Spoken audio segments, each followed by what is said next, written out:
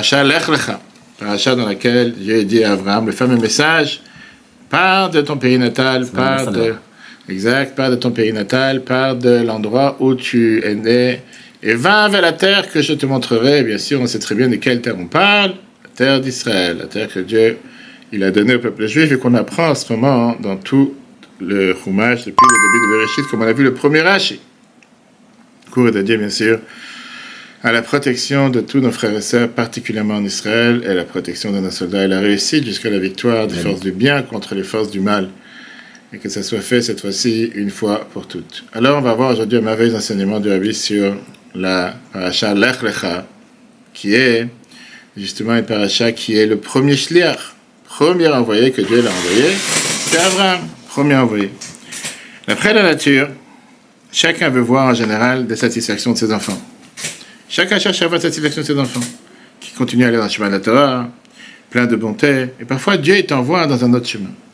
Le peuple juif, cette semaine, prend son voyage. Premier voyage de l'histoire. Premier juif, Abraham Avinu, il va commencer à servir Dieu avec Lech Lecha. Les Chassidim nous disent que qu'est-ce que ça veut dire Lech Lecha, va pour toi, va vers toi. C'est quoi cette traduction? Dieu aurait pu lui dire Lech, va-t'en, va, pars. Pourquoi Lech Lecha deux fois? Va vers ton essence. Dépasse le cocon naturel. Et pour pouvoir faire ça, la Chassidut t'explique qu'il faut pouvoir d'abord effacer sa volonté à la volonté de Dieu. Parfois, la semaine dernière on a vu que la Teva c'est les mots de la Torah, les mots de la Tfila. Parfois, tu as un plan, tu as planifié ta vie, et tu penses que tu sais où tu vas aller, mais tu ne vas pas forcément arriver vers ton essence. Seulement si tu ne sais pas où tu vas aller, et tu te reposes totalement sur Dieu, tu pourras servir Dieu. C'était le premier Waze de l'histoire sans direction. Dieu n'a pas dit où aller. Il a dit, mais Waze, où? Je te dirai après. Maintenant tu mets Waze. Quoi, quand? Vas-y, avance. Il n'a pas dit où. Dieu dit à Abraham, la fameuse phrase dans la paracha, elle a arrêté vers la terre que je te montrerai. Dieu lui a dit d'où partir, mais il ne lui a pas dit où aller. Les Chassidim te disent que si Dieu leur dit à Abraham quel endroit auquel il devrait arriver, le but principal du voyage n'aurait pas été là.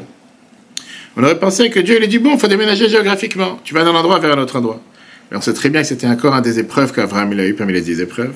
Et Maaseh Avot, Siman Labanim, on dit que tout ce que la Torah a raconté sur les patriarches, c'est un enseignement pour les enfants, parce que la Torah, c'est pas juste un livre d'histoire.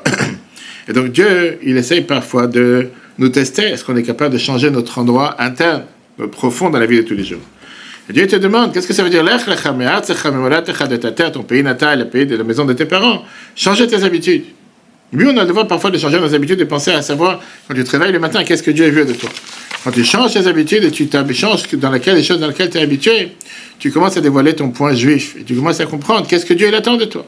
Même un juif qui s'est tellement éloigné de la Torah et les mitzvot, il peut recommencer ses voyages. En ce moment, il y a beaucoup de gens qui organisent des repas pour les soldats, etc. Il y avait un juif qui a voulu donner 300 parts de repas, plateau de repas pour un bataillon, pour un gdoud de soldats sur la frontière de Gaza. Et le Mefaket, qui est le commandant, il a dit va voir le Rav pour s'assurer que la cacheroute allait bien. Ce juif n'est pas du tout un juif pratiquant qui fait Torah et mitzvot. Il a dit que dans sa vie, j'ai parlé avec un rabbin peut-être 2 fois. Néanmoins, maintenant il devait préparer les repas pour les soldats. Il est parti voir le Rav qui habite à côté de chez lui. Il lui a dit viens cachériser toute la cuisine pour pouvoir préparer les repas et s'assurer que ce que j'achète, c'est cacher les méadrines. Il a dit j'ai pas envie que la situation fasse qu'un soldat va pas manger parce que c'est pas caché comme il faut. Le Rav il lui dit tu sais quoi, je suis pas émotionné du fait que tu vas offrir 300 repas aux soldats. C'est pas ça le truc. Le fait que tu montres qui tu es réellement. Un juif, il a une neshama. Un juif, il veut faire les choses comme il faut.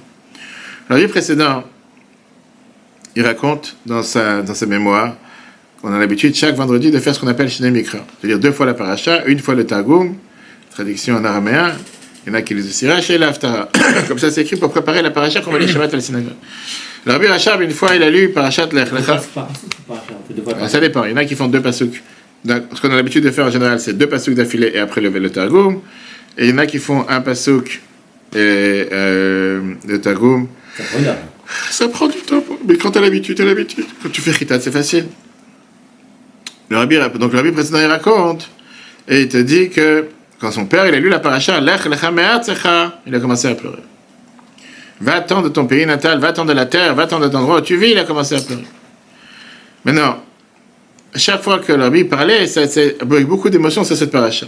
Qu'est-ce qu'il y a tellement de cachets, quel message se passe dans ces mots qui peuvent être très, très émouvants?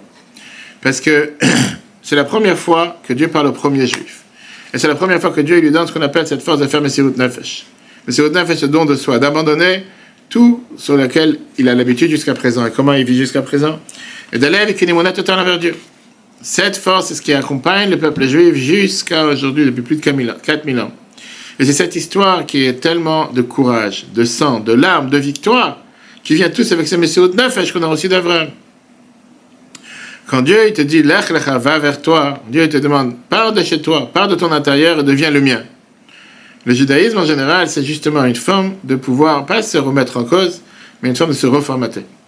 De chaque matin, c'est dire, pas penser qu'est-ce que je peux faire pour me faire plaisir, mais qu'est-ce que Dieu me demande. Les Chachamim te disent que le tampon d'Abraham se trouve à l'intérieur de chacun d'entre nous. On a chacun d'entre nous l'ADN d'Abraham. La Gemara Psachim, page 117b, te dit que les bénédictions que Dieu a promis à Abraham tout au début de la paracha, c'était les trois. Ve'esra le goy gadol, je te ferai un grand peuple. Comment un grand peuple? Ça, c'est ce qu'on dit dans ta prière tous les jours, Eloké Abraham, le Dieu d'Abraham. Tout le monde, pas toutes les nations du monde reconnaissent le Dieu d'Abraham. Il n'y a pas seulement les accords d'Abraham. Il y a le Dieu d'Abraham. Vavarechecha, Dieu dit à Abraham, je te bénirai. Ça, c'est ce qu'on dit Eloké Yitzhak, dans la Tfila, le Dieu d'Yitzhak. And, ve'agad lashmecha, je vais agrandir ton nom, c'est ce qu'on dit Eloké Yaakov. Le Dieu de Yaakov. Viens, la Gemara te demande, Yachol yehu chatmin bekulan. Peut-être on devrait signer la bracha, terminer la bracha avec les trois. Baruch ata Hashem, Magen, Avraham, Yitzhak, Yaakov. La Gemara te dit, Talmud lema, veheye bracha. Tu seras une bénédiction. Becha chatmin, ve'en chatmin bekulan. On signera avec toi, avec Avraham, mais pas avec tous. C'est pour ça que dans la Tfila, on dit, Baruch ata Hashem, Magen, Avraham. Ok. Bouclier d'Avraham. Très bien. Maintenant, le Megalé Amukot demande la question. Pourquoi on ne peut pas terminer avec tous les patriarches? Pourquoi cette distinction? Pourquoi juste Abraham?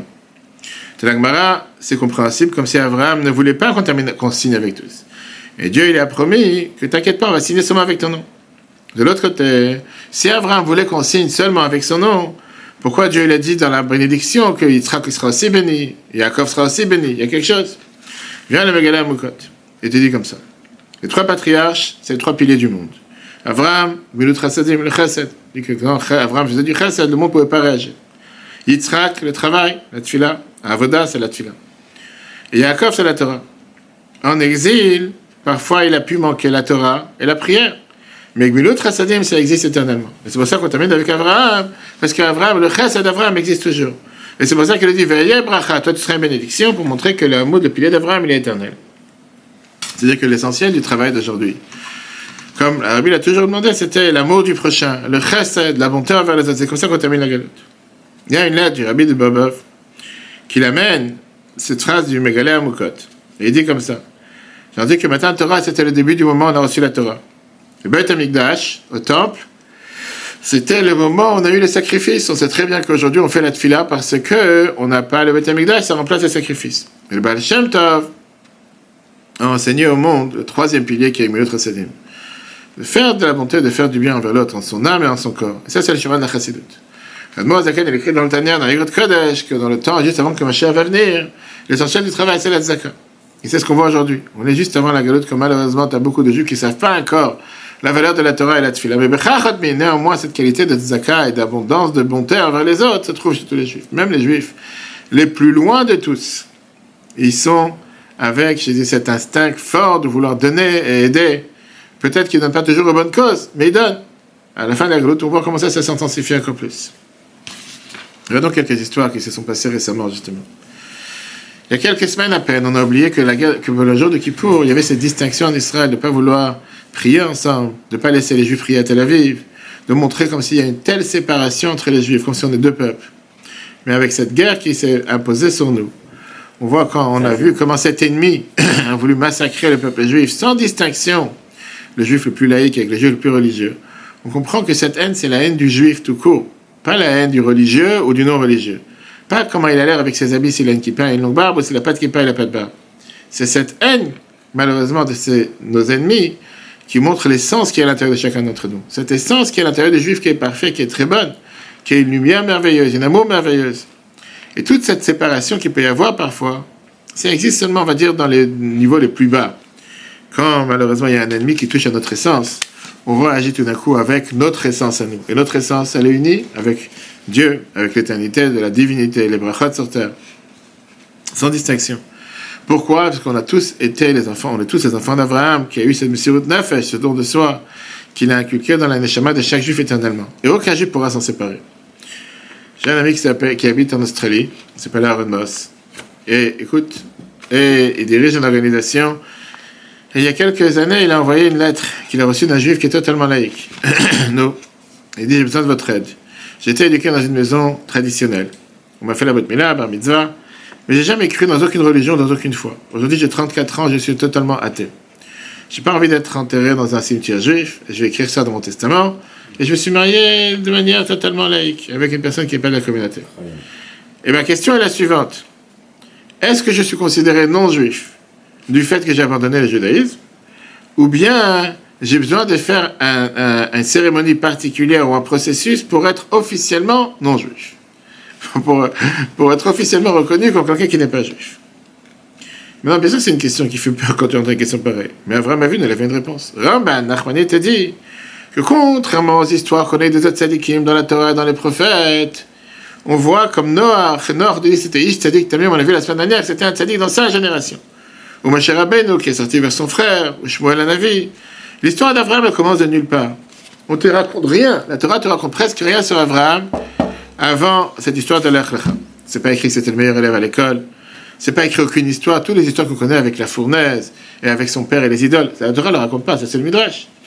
Le Maral, il te dit, puisque la Torah t'a rien raconté d'Avraham avant que Dieu lui dise Lech Lecha Me'atzecha, c'était pas pour te dire qu'Avraham c'était quelqu'un de merveilleux ni quoi que ce soit. La Torah t'a rien raconté. La Torah te dit que le fait que Dieu l'a choisi Avraham, c'était parce que Dieu voulait Avraham. Sans plus, il n'y a pas quelque chose de particulier. C'était un choix divin. Dieu l'a dit. Il aurait pu très bien s'adresser à quelqu'un d'autre. Il s'est adressé à Avraham. Eliezer, c'était l'esclave d'Avraham, oui. Donc ça ne dépend pas de telle ou telle action. Ça dépend du lien profond, de l'essence même d'un juif qui est attaché avec Dieu. Et ce lien, tu ne peux pas le défaire. Tu ne peux pas l'enlever. Ça, c'est la réponse qu'il a répondu à ce juif. Écoute la réponse qu'il a dit. Il a dit, écoute, d'après ta question, tu as fait tout ce que tu pouvais pour te séparer de ton judaïsme, pour rejeter ton judaïsme. Actuellement, concrètement, tu ne fais pas la tradition juive. Par rapport à la foi, tu es un athée. Vie de famille, tu ne vis pas avec une juive. Tes enfants ne sont pas juifs. L'enterrement, tu ne veux pas être enterré dans un cimetière juif. On aurait pu penser que tout ça, ça suffit pour approuver ce que tu dis, que tu n'es pas juif. Mais non. Parce que tu vois qu'il y a encore quelque chose qui ne te rend pas satisfait. Tu te sens encore juif. Tout le temps que tu te sens juif, tu sens que tu as besoin d'avoir une autorisation officielle pour être non-juif. Et donc, en étant athée, à qui tu te tournes pour résoudre ton problème? À un docteur? À un psychiatre? À celui qui a fait ton mariage? Non, tu vas voir un rave. Ça veut dire que ça m'a l'air que être juif, c'est l'élément le plus dominant qui est dans ta personnalité. Jusqu'à ce que ça influence même l'endroit où tu veux être enterré. Qu'est-ce qu'un athée en a à faire où il est enterré? Et pour toi, puisque ton essence est tellement juif, que ça dérange tellement de surtout pas faire quoi que ce soit qui fasse croire que tu es juif. Il dit, cher ami, le judaïsme, c'est pas une foi, c'est pas un sentiment, c'est pas d'être convaincu ou un mode de vie, c'est un état d'être, c'est un ADN, et c'est un fait. Tu peux vivre, être joyeux avec, tu peux le fêter, tu peux le célébrer, ou te battre contre, et ce sera toujours à l'intérieur de toi. Alors si tu peux pas t'en enlever, tu peux pas changer la couleur de tes yeux, alors au moins réjouis-toi de qui tu es. Tu as tellement de gens qui voudraient devenir juifs. Toi tu l'es, réjouis-toi, fais ce qu'il faut faire. Cette semaine, il y avait aussi l'histoire de Yair Ansbacher, qui est un des plus hauts gradés de Tzahal, qui raconte comment il s'est réveillé ses frères Torah le matin. Pour aller faire la prière de Shacharit et la Kafot, il a entendu l'alarme, et tous ses plans se sont changés. Il est monté sur sa voiture, il est parti dans les zones de combat dans le sud, et il a réussi à abattre des dizaines de terroristes et sauver la vie de beaucoup de juifs. Il raconte comme ça. Il dit, je suis arrivé au kibbutz qui s'appelle Nir Yitzhak, et j'ai vu des choses horribles. Mon grand-père qui était sauvé de la Shoah, il m'a raconté que pendant la Shoah, il faisait des travaux qu'un juif religieux doit faire. Et donc, moi, je ferme mes yeux aux juifs qui sont en train de se faire abattre. Je ne préfère pas voir ce qui se passe, et j'ai dit, je vais tout faire pour me battre. On a réussi à nettoyer l'endroit de tous les terroristes. Et nous sommes arrivés vers les maisons des gens qui étaient enfermés dans la maison et qui ne croyaient pas que c'était nous, Tzahal, qui venait pour les libérer. On leur a dit, nous sommes des soldats juifs, on nous vous libérer. Mais ils n'ont pas cru. Une fois qu'on a crié Shema Israël, Hashem Elokeinu, Hashem Echad derrière la porte, là ils ont ouvert la porte, ils sont tombés sur mon cou, ils ont commencé à pleurer comme des frères. Je suis de là-bas sorti avec une seule volonté. Aimer chaque juif dans le monde. Celui qui me parle aujourd'hui de séparer les juifs des religieux ou non religieux, comme ceux qui habitent dans les kibbutz, j'ai pas envie de l'entendre. Pourquoi j'ai pas envie d'entendre? Ça ne veut pas dire qu'il n'y a pas de différence entre juifs. Qu'est-ce qu'on en a à faire? Si je sais que un enfant était sauvé d'un danger de vie, et qu'aujourd'hui, je vais essayer de l'avoir avec le plus grand amour, et qu'il y a quelqu'un d'autre qui va me venir en même temps me dire, mais j'ai un de mes employés qui est arrivé en retard au bureau, et je dois m'énerver sur lui. Je ne vais pas nier le fait qu'il y a quelque chose qui s'est passé. Mais maintenant, ça ne m'intéresse pas de savoir. Maintenant, je suis en train d'être content que mon enfant il a été sauvé. Parfois, cette division peut faire en sorte qu'on ne pense pas aux choses qui sont les plus importantes. Mais plus tu enlèves ces divisions superficielles, plus tu dévoiles comment il y a une neshama dans le peuple juif, qui est habillée dans des différents corps. C'est ça que l'Admor Azaken il a écrit dans l'Écoute Torah, que le neshama il a deux composants, Yaakov et Israël. Et ce niveau de Israël, qu'on dit Shema Israël, c'est uni avec Dieu sans aucune distinction. Elle se trouve chez les Juifs qui sont les plus éloignés possibles, matériellement, spirituellement, ils ont aussi cette neshama à l'intérieur d'eux. C'est vrai qu'en temps normal, on vit avec une certaine mode de jugement, égoïsme, séparation. En temps de guerre ou en temps d'épreuve, à ce moment-là, on se sent qu'on est juif par notre essence. Peu importe ce que quelqu'un fait ou il fait pas. Ce soldat, Yared raconte que le lendemain de ce massacre, après tous les horreurs qu'il a vues avec ses yeux, il s'est dit que j'ai pas la force de prier Shacharit. Il s'est dit, je me sens comme si je peux pas parler à Dieu aujourd'hui. Avec tout ce que j'ai vu, ce qui s'est passé hier, j'ai pas le courage. Qu'est-ce que je vais dire à Dieu? J'ai dit, j'ai besoin d'un conseil. Il a pris un livre de réponses du Rabbi, des Grot Kodesh. Et il a vu que le Rabbi donne une réponse à un juif qui a des difficultés à prier. Et le Rabbi lui dit qu'il y a des moments dans lesquels un juif doit prier, pas en tant que juif unique, mais en tant que partie du peuple juif. Il est très très ému de cette lettre. Il a compris que ça, c'est le conseil qu'il a besoin. Il s'est dit, j'ai pas la force de prier, mais le peuple juif veut prier. Et donc c'est pour ça que je dois prier. Et aujourd'hui, on fait tous partie du peuple juif. On est tous unis avec tout le peuple juif. On voit comment tout d'un coup, tu as vu des milliers de juifs qui sont partis, ils ont pris l'avion pour retourner en Israël, pour aller se battre, pour abattre cet ennemi, pour abattre ces terroristes. Beaucoup ont eu du mal à trouver des places dans les avions. Des juifs qui viennent et qui essayent d'aider. Parce qu'on se sent tous un seul peuple. Cet amour de Dieu, cet amour du peuple juif, et l'amour de la Torah, et l'amour d'Israël, et l'amour de la terre d'Israël, tout d'un coup se dévoile du plus profond de chacun d'entre nous. Et ça, c'est des choses qu'on n'a pas le droit d'oublier. On doit se rappeler que le mauvais penchant, il essaie avec différentes manières de pouvoir faire en sorte comme si nos divisions sont des divisions qui sont tellement réelles. Et c'est pour ça que dans les moments calmes, on ne se rappelle pas les réveils qu'on a eu pendant les moments de guerre. Dieu nous a créés avec des pensées différentes. On doit savoir qu'au final, chaque juif a cette essence qu'on ne peut pas dénier, qu'elle est présente. Et il y a des conséquences énormes. D'abord, on voit aujourd'hui un réveil énorme à la Torah et Mitzvot qu'on n'a jamais vu les dernières années. Tu n'as même pas besoin de parler à un juif pour le convaincre de faire tel ou tel Mitzvot, parce que cette essence existe à l'intérieur de chacun. Quand cet amour brûle, on doit aujourd'hui essayer de chercher comment faire pour unir tout le peuple juif.